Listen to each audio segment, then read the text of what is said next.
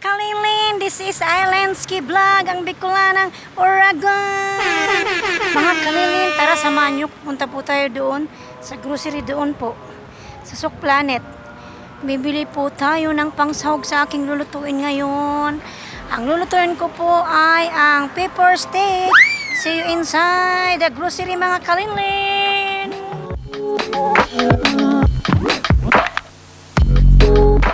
Ay mga kalilin, andito po ako sa loob ng grocery. Ito po, nabili ko na yung aking gagamitin sa pepper steak. Ayan po. Punta na po tayo sa cash counter para magbayad. Ay mga kalilin, ito po yung sangkap na ating gagamitin sa pagluto ng pepper steak. Ito po, gamit po tayo ng beef. Ito po ay garlic, green bell pepper, red bell pepper, white onion, ang ating lemon, ang ating beef nor cube, yung sugar, yung ating brown black pepper, ating silver one soy sauce, yung ating oyster sauce. Ayan. Then gagamit tayo ng cornstarch, isang kutsarang cornstarch, ating cooking oil, ayan, cooking oil, then salt. Ayan. So ngayon mga kalilin, ang gagawin natin ay imamarinate ko muna po ng 1 hour itong ating beef. Nalagyan ko po siya ng garlic. Ayan po. Ngayon mga kalilin, ang gagawin natin ay imamarinate ko na po yung ating beef.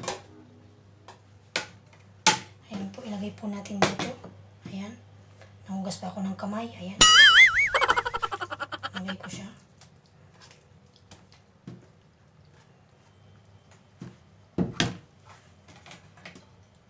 Ilagay ko po yung ating garlic. Ayan. Garlic.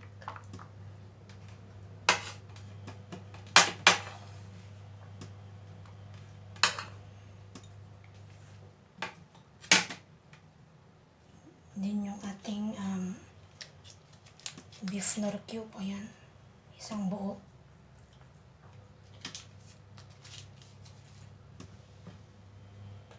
Lagyan ko siya ng ground black pepper. Ayan.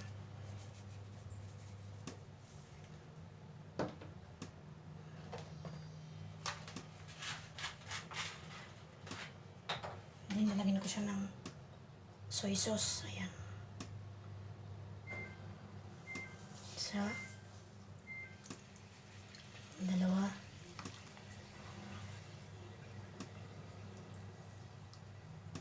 Tatlong kutsarita ng soy sauce. Then, lalagyan natin siya ng oyster sauce. Ayan.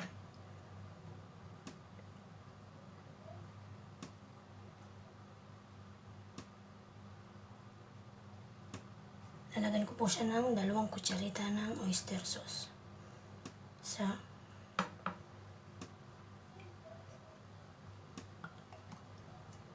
Ayan. 2 kutsarita ng oyster sauce.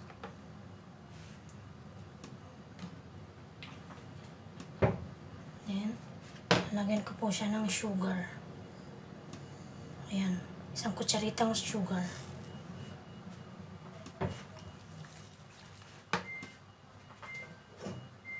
Then, hiwain ko po ang ating lemon. Ayan.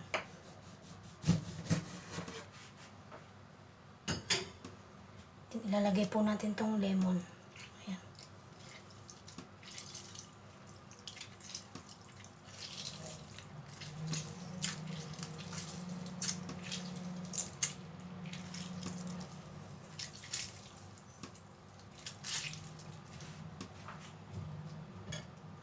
So ngayon mga kalilin, haluin lang po natin. Ganyan.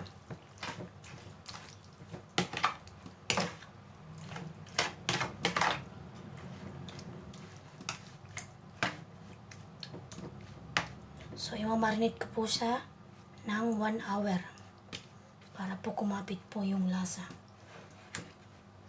Yan na siya mga kalin. So, ngayon, ang sunod na gagawin natin ay Hihiwain na natin tong red and green bell pepper and white onion. Ayan. Ayan mga kalin. Hiwain na natin. Ganito lang po yung pagkahiwa niya. Ayan. Ito po yung pagkahiwa niya.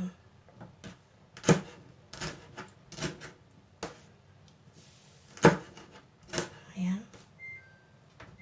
Pati yung green. Ganun din. Same lang ng pagkahiwa. Ayan po. Ayan. Same lang din. Ayan.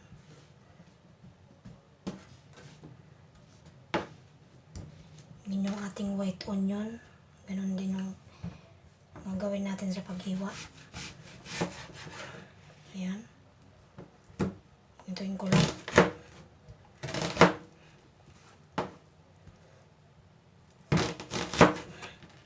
Ayan mga karinlin. Ganyan lang po yung pagkahiwa ko. Ayan. Ganyan lang.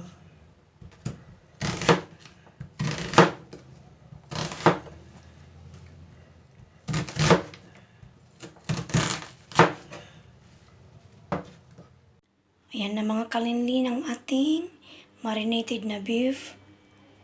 Then, nahiwa ko na rin po yung ating green bell pepper, red, and ating white onion. Ayan po. Ayan na po. Ayan mga kalin. Mainit na po yung ating kawali. So, ngayon ang gagawin ko ay lalagay ko muna ng mantika. Ayan. Then, ipaparay ko po yung ating white onion. Ayan.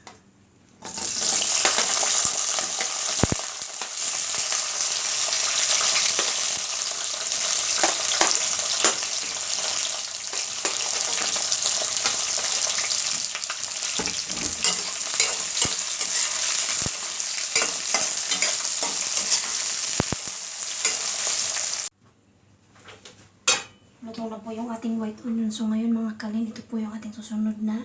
Ipaparay lang po natin siya ng 1 minute.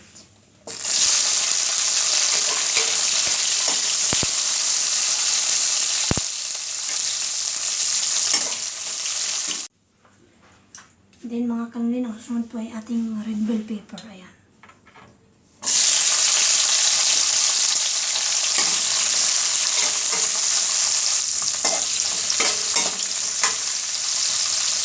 Kaya po natin siya ng 1 minuto. A few moments later. Ayan mga kalingin, naprito ko na po yung white onion, yung red bell pepper, at yung green bell pepper. Ayan po. Ang sunod na step na gagawin natin ay ipaparay ko na po ang ating beef. So ngayon, dagdagan po natin ng cooking oil. Ayan. Ayan na po. Ayan. Ilagay ko na siya.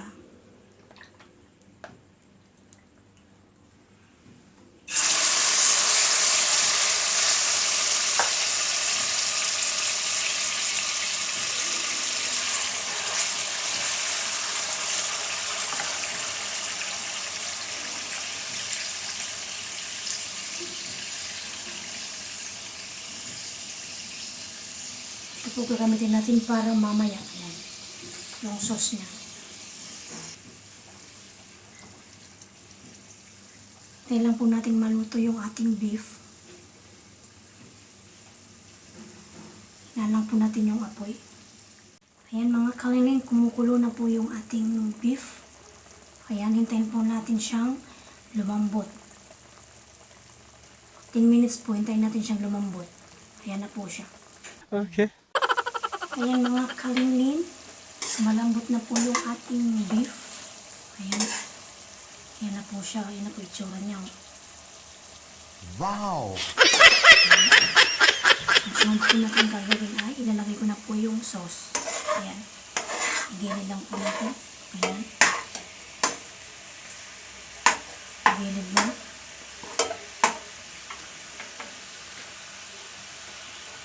Po yung sauce niya. Ayan. Nalagay ko na po.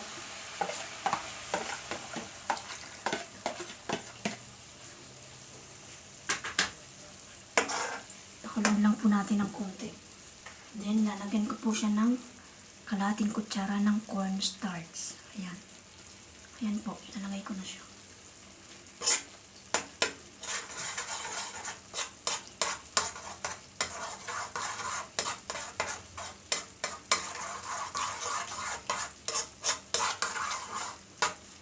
Hintayin lang natin mga kalinlin na lumapot yung ating sauce.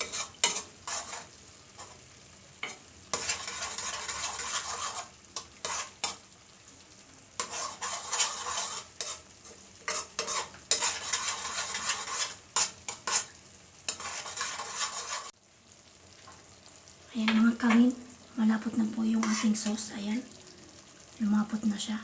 So ngayon, ihalo na natin yung beef. Ayan.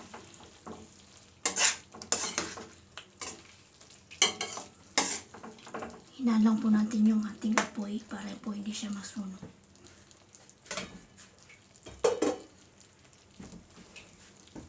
So ngayon po, ilalagay ko na yung ating red bell pepper, yung green, and ang ating white onion. Ayan. Ayan.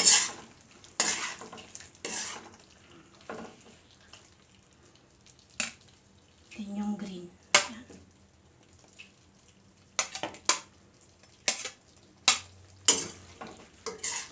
Ayan natin.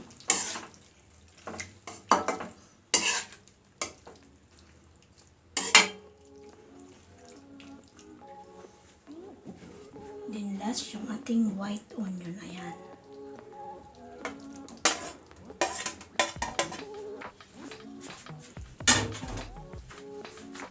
Haluin natin.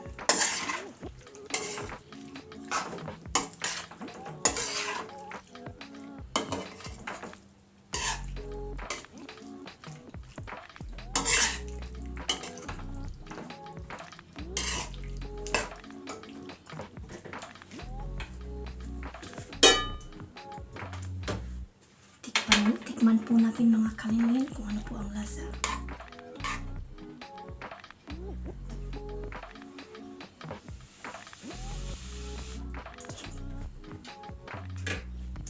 The best. Sarap niya. Try nyo na po, napakasarap. Ayun mga kalin. Luto na po yung ating pepper steak. Pwede na po siyang iserve. Ayan na po, luto na po siya. Mga kalinlin, ito na po yung ating finished product na pepper steak. Try nyo na po mga kalinlin, napakasarap. Ayan. Mga kalin, kung nagustuhan nyo po yung aking pagkaluto, huwag nyo pong kalimutang i-like, share, comment, and subscribe. Thank you for watching. Bye!